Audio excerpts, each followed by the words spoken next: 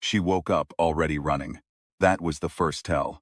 Not the cold floor under her bare feet, not the smell of ozone and scorched metal threading through the recycled air, not even the blood she could feel drying in a thin line from her left temple to her jaw. It was the running. Her legs knew before her mind did. Her body had been here before, had learned the geometry of this place in some prior iteration she couldn't name. And it moved through the dark corridor with a certainty that had nothing to do with sight. Emily Voss stopped herself at the first junction. She pressed her back to the wall and breathed through her nose. Her hands were shaking. Not from fear, she noted distantly, but from something more specific, something chemical.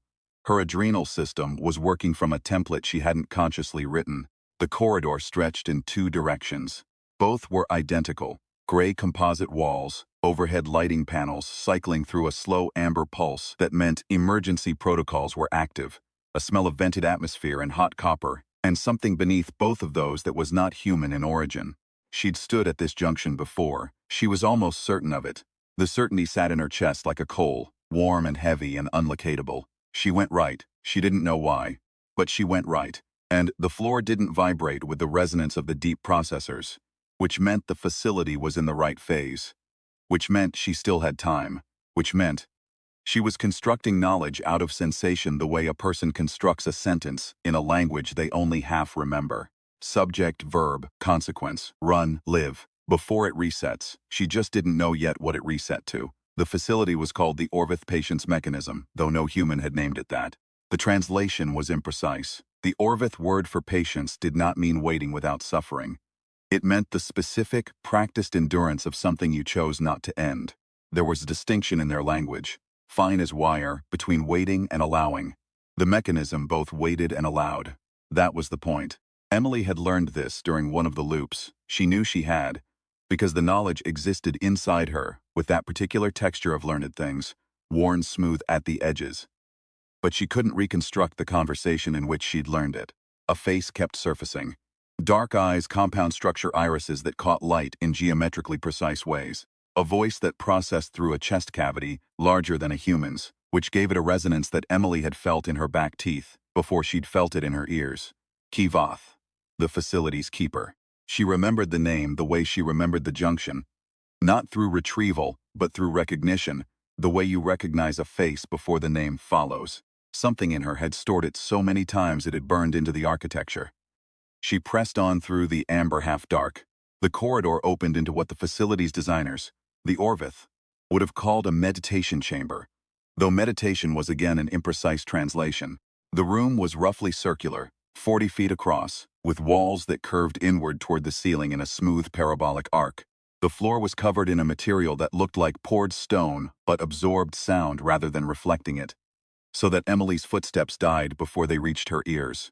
In the center of the room stood a structure that she thought of, because she had to call it something, as the clock. It was not a clock. It was a nested series of translucent ovoids, each rotating on a different axis, each containing something that was not quite light and not quite matter, something Orvith instruments could read and human eyes could only approximate. The outer ring was moving fast, close to a blur. The inner rings were slower. The innermost ovoid, the size of a child's fist, was nearly still. When it stopped entirely, the loop reset. Emily stood and looked at it and felt the shape of her situation come into focus around her the way a room assembles itself out of darkness when your eyes finally adjust. She was trapped. She had been trapped for, she did not know how long, because time inside the loop did not accumulate in any way she could measure. She woke running.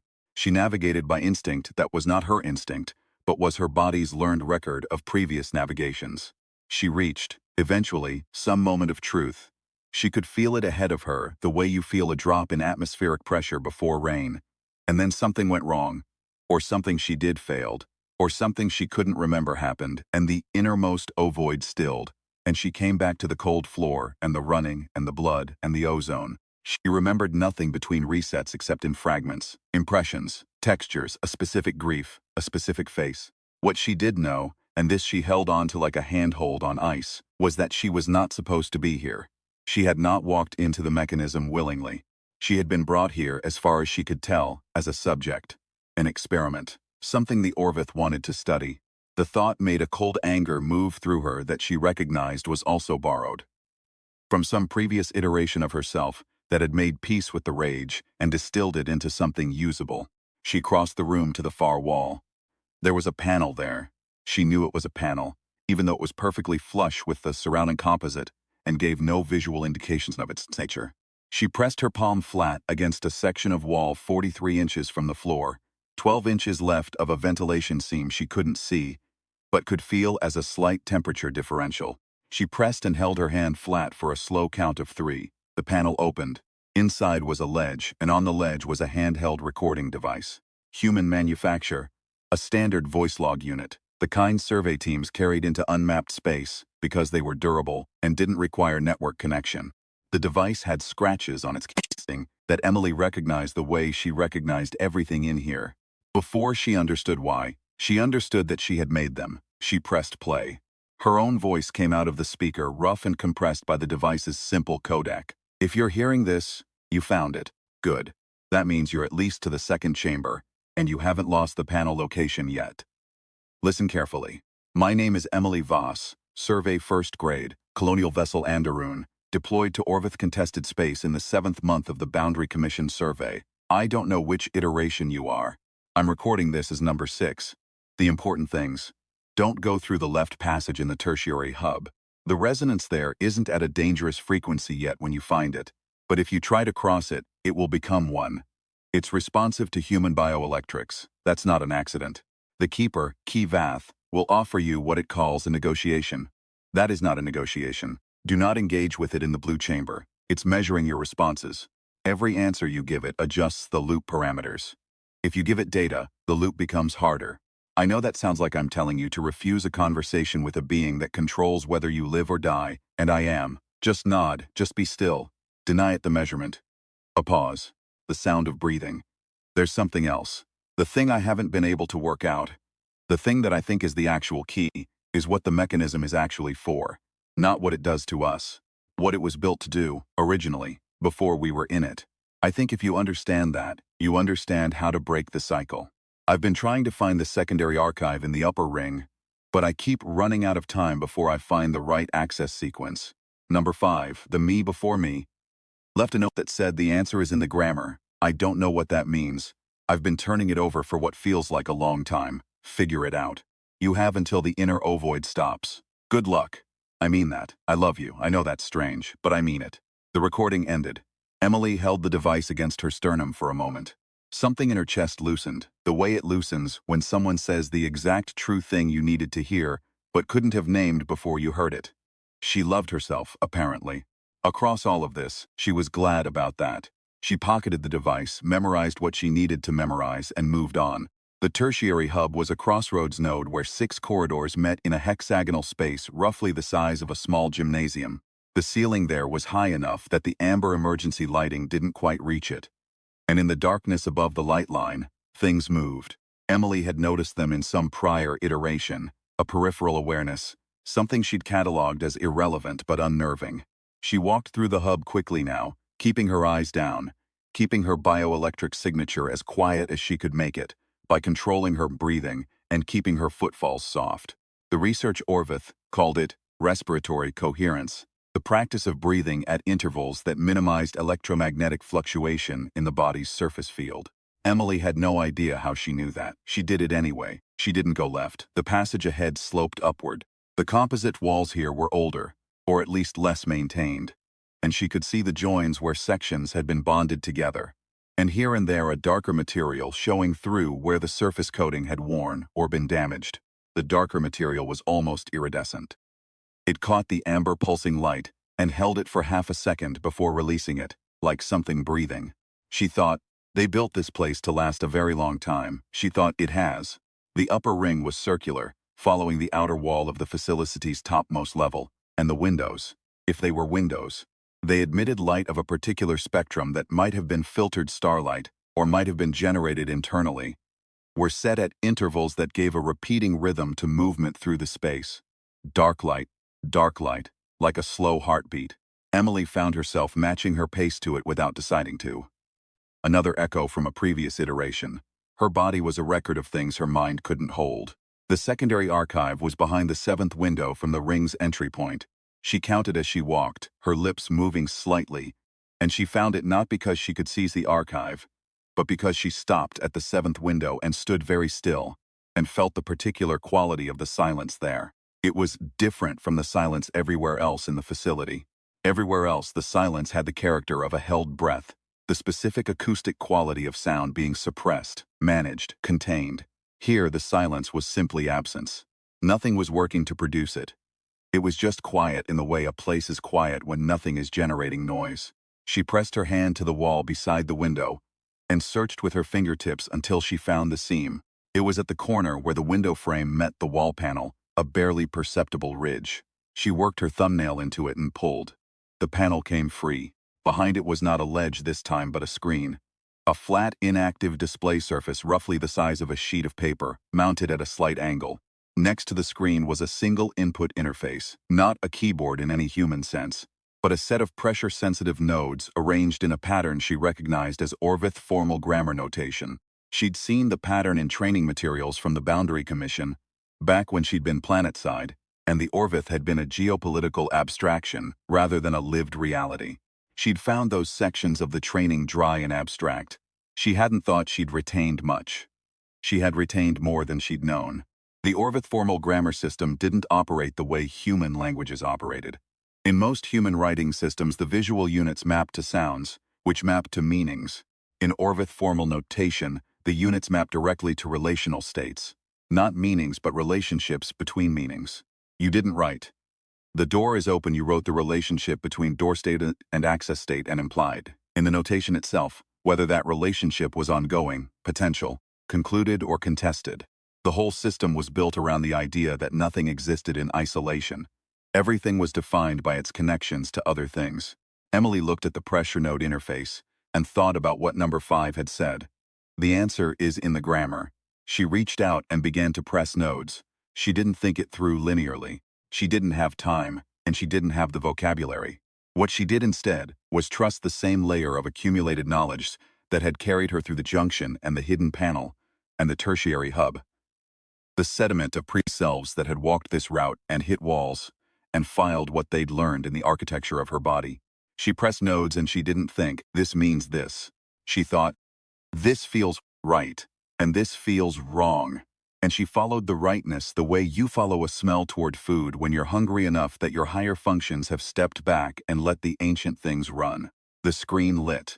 The display was an Orvith script, which Emily could not read in any formal sense. But the images embedded in the document, the facility schematics, the design intent notation, the operational history, were parsable by someone who knew what to look for, someone whose previous selves had been trying to read this document since at least iteration 3, someone who was arriving here now with 6 prior runs of context, compressed into sensation and instinct. She read, or rather, she absorbed. She pulled the information in through her eyes and through her accumulated body knowledge, and she assembled the picture the way you assemble a sentence, in a half-remembered language, relying on pattern recognition more than translation. The Orvith patience mechanism had not been built for humans. It had not been built for any one species. It had been built, approximately 900 years ago by the Orvith calendar, as a research instrument for studying a specific philosophical problem that had troubled Orvith civilization for roughly the prior 3 centuries. The problem was, what does a mind do with a truth it cannot act on? The Orvith were not, in Emily's estimation, a cruel species. They were methodical. They were patient in the specific, costly sense that their word for patience described. They had watched their civilization develop faster than their capacity to integrate what that development meant, and they had arrived, more than once, at catastrophic consequences. They had learned, at tremendous cost, that knowing something and knowing what to do about it were not the same thing, and that the gap between the two could be fatal. The mechanism was an attempt to study that gap, to find subjects who could be placed in a situation of incomplete knowledge and extreme consequence, and to observe how they navigated the distance between what they knew and what they needed to know in order to survive. They had been, until very recently, studying non-sapient systems, ecological loops, resource collapse models. The introduction of a biological subject had not been in the original protocol. Emily sat with that for a moment. The introduction of a biological subject had not been in the original protocol. She thought about what that meant for Kivath. She thought it's about the keeper running an experiment for which the parameters had shifted. The way they always shift when something unexpected enters the frame. She thought about Key Vath measuring her responses in the blue chamber, adjusting the loop parameters based on the data she gave it, doing what a scientist does when new data comes in. Not cruelty. Curiosity. That distinction did not make her less angry, but it changed the shape of what she needed to do. The grammar, the relational states. Nothing existed in isolation. Everything was defined by its connections. The mechanism would let her go if she could demonstrate that she understood what the loop was for. Not that she had survived it. Survival was data, but survival alone answered the wrong question. She needed to demonstrate that she understood the relationship between what she knew and what she needed to know in order to act. She needed to show Key Vath not that a human could endure a loop, but that a human could, in the middle of that endurance, turn to face the gap. She put the panel back in place. She pressed her back against the wall and stared at the ceiling, the high, parabolic Orvith ceiling, and felt the whole shape of it settle over her like a coat. She was not, it turned out, a subject in a study of human resilience. She was a subject in a study of epistemological integration. The Orvith didn't want to know if humans could survive when they didn't have enough information. They wanted to know if humans could understand that not having enough information was the condition, not a solvable obstacle in the path to some fully known state. They wanted to know if humans could act not after understanding but inside it, not from certainty but alongside uncertainty. She almost laughed. It came out as an exhale. Because the thing was, she had been doing exactly that, for 6 iterations. She had been waking up already running, navigating by a knowledge she couldn't fully access, making decisions based on half-remembered truths and the embodied record of prior selves who'd gotten parts of it right and parts of it wrong. She had been demonstrating the thing the mechanism wanted to observe for 6 complete loops without knowing that's what she was doing.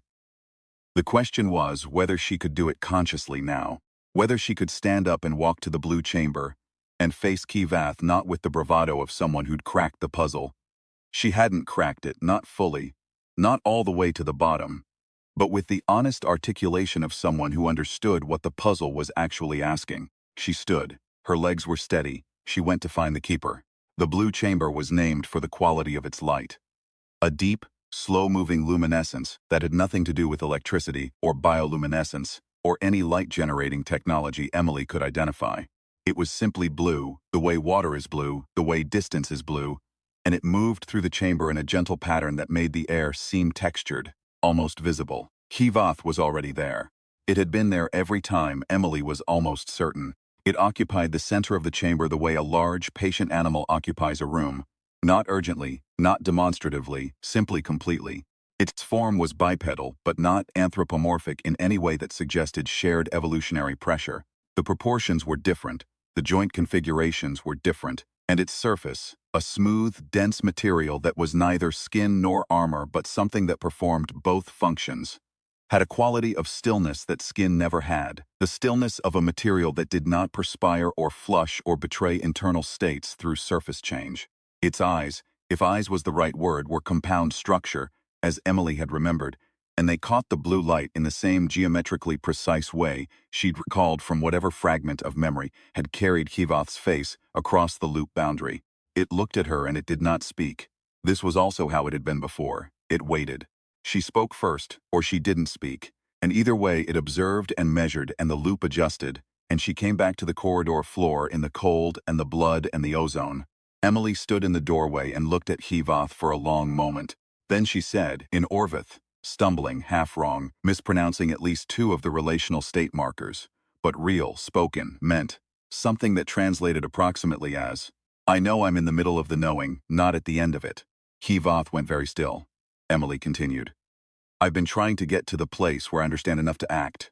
But I think that's what I've been misreading. I don't think that place exists.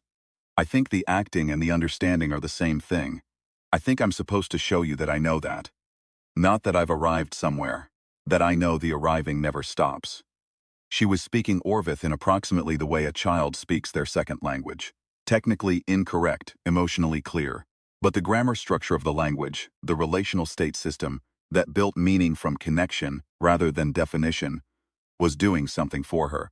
It was forcing her to describe not what she knew, but the relationship between what she knew and what she was still reaching for. The language wouldn't let her claim a false certainty. The relational state markers required her to specify whether the understanding was ongoing, potential, concluded, or contested. She used everyone. She said this understanding is ongoing. She said, this action is potential, contingent on ongoing knowing. She said, the relationship between my knowledge and my situation is contested and not concluded. She said, I am choosing to act from inside that contest. Hivath moved. It was a small motion, a shift in its body's orientation, a change in the angle at which it held its upper limbs. But Emily's accumulated body knowledge read it the way you read weather in a changed sky. This was different from the previous times. The keeper had never moved in the blue chamber before. She was almost sure of that. It said something in its own language, too fast and too complex for her to follow, and then it said in slow and careful standard, a language it clearly spoke imperfectly and with effort. You have carried your previous selves with you. Yes, Emily said. And you have not resolved them. No, she thought about the recording, her own voice.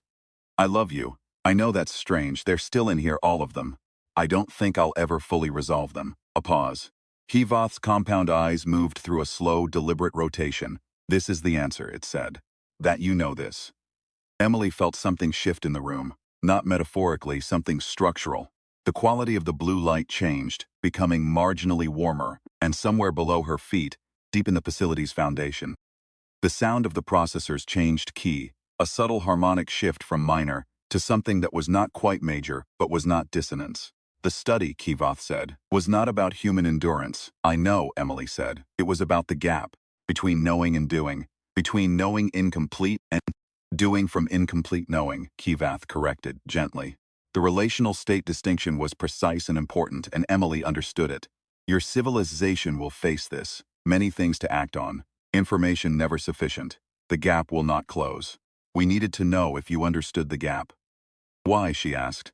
Why does it matter whether we understand it? Because, Hivath said, if you do not understand it, you will wait. You will always be waiting for the information to be complete before you act.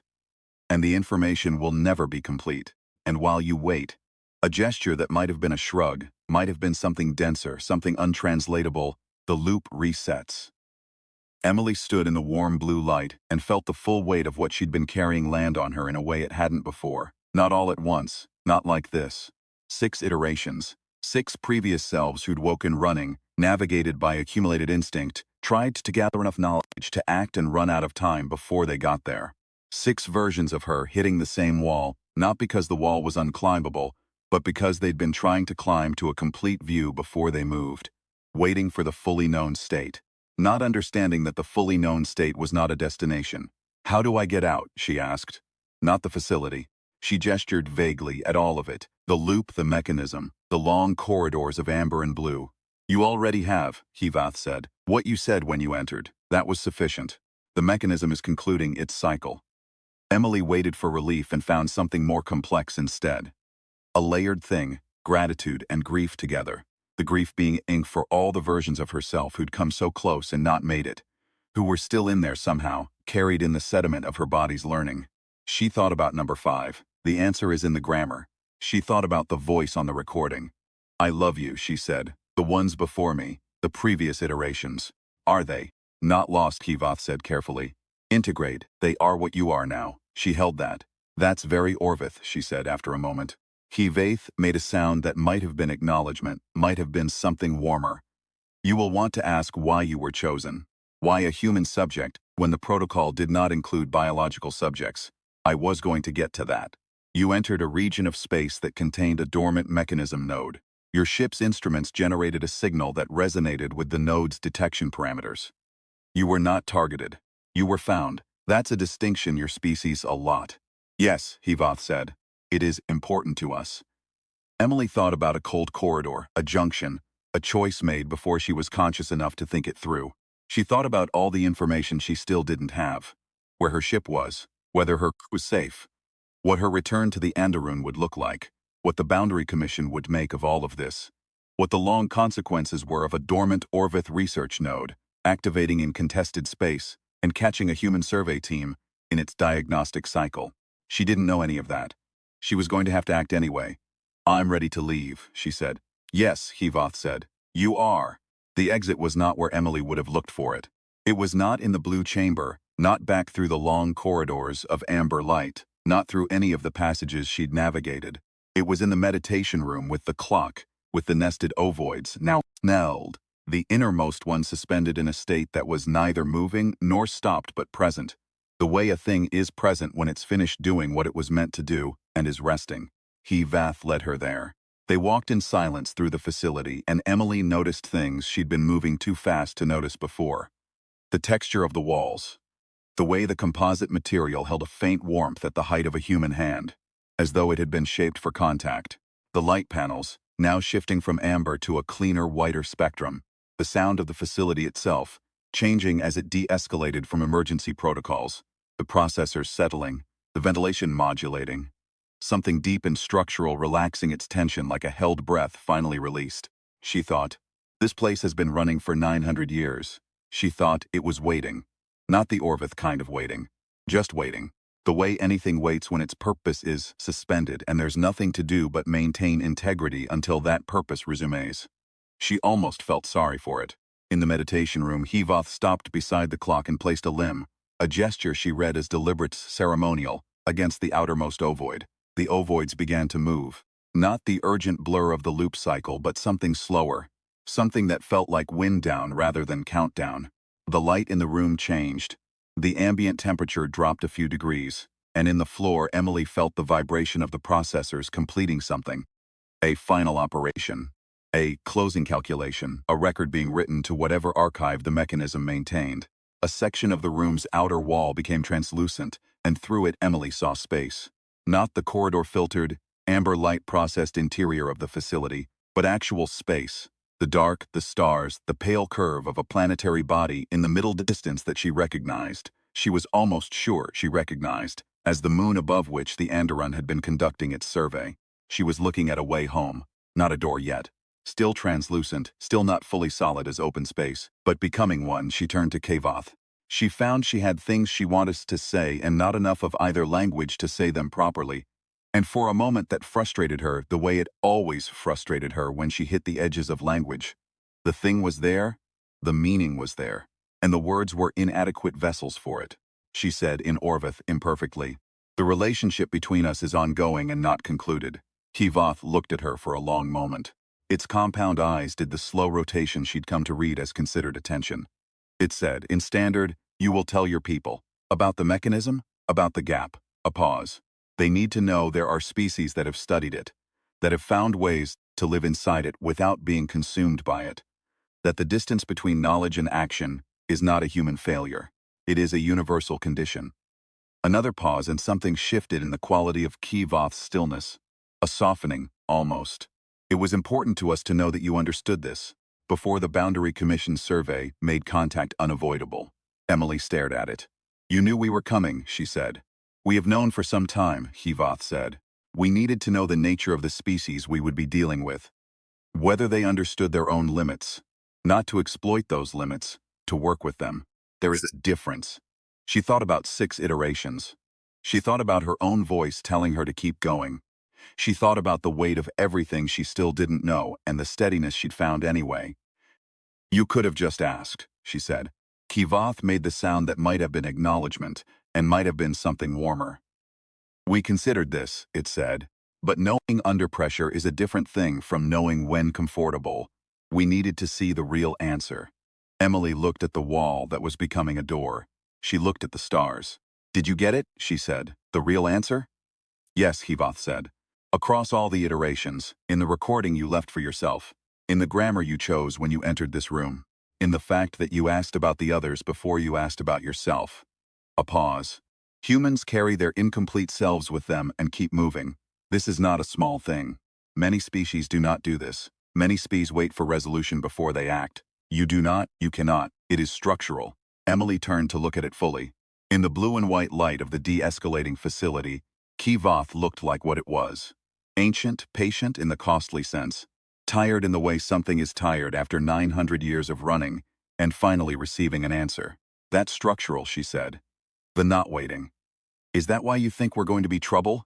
Kavoth considered this with the gravity it gave to everything. "We think," it said carefully, "that it is why you will be important." Trouble and importance are often the same thing, seen from different distances. The wall finished its transition. It was a door now, a clean circular opening in the composite wall, roughly 4 feet in diameter, and through it the unfiltered spectrum of space pressed in, cold and enormous and indifferent and real. Emily stepped through it. She drifted. Not in terror, not in confusion. She understood that Kavoth was doing something with the facility's systems that was managing her transit, that she was not going to simply freeze in vacuum, that there was a coherent plan here, even if she couldn't see all of it. She drifted in the particular way you drift when something enormous has happened, and your nervous system is still catching up. When the adrenaline is metabolizing and the body is writing new records over the old ones. When the world is very quiet for a moment. She looked back at the mechanism. From the outside, it was smaller than she'd expected. Roughly the size of a groundside warehouse, irregular in form, its surface that same almost iridescent material she'd seen on the corridor walls. It was orbiting the moon at a slow, stable inclination, the way any object orbits when it's been there long enough to have negotiated the local gravitational grammar. The stars wheeled slowly around it. It looked like a piece of very old patience sitting in the dark. Her suit's comms crackled. Survey base to Voss, this is Chief Hendricks. We have been trying to reach you for 41 hours. Emily, I need you to respond right now. This is Voss, she said. I'm here. I'm clear. I'm about 300 meters off the moon's orbital surface. I'm going to need pickup. A pause, and then a sound that was either communication static or Hendricks breathing with relief. What happened? The transponder went dark. Your shuttle. It's complicated. She watched the mechanism. A light moved across its surface. An interior illumination. Something Kavoth was doing. Some final procedural step. And then the light faded and the mechanism was just dark composite and old patience in the dark again. I'll give you the full report when I'm aboard. But, she paused, choosing words the way she'd been choosing them for 6 iterations, imperfectly and honestly. When I get back, I need to talk to the Commission. About the Orvith. About some things they need to understand before the contact protocols go any further. What kind of things? Emily Voss floated in space with the incompleteness of everything she still didn't know around her, like atmosphere, thick and necessary, and full of everything she would have to act from, imperfectly, moving forward. The kind, she said, that change how we approach the gap. She didn't explain, she didn't need to yet. She had time, and the Anderun was coming, and she was herself, all herselves, and she was not waiting for the loop to reset, because the loop was over, because she had answered the question. She looked at the stars and she felt the cold, and she breathed, carefully, in the specific intervals that minimized electromagnetic fluctuation. A practice she'd carried from a conversation she couldn't remember, a piece of knowledge worn smooth at the edges by the hands of every version of herself who'd needed it. She breathed and she waited for the ship, and she thought about the Orvith word for patience.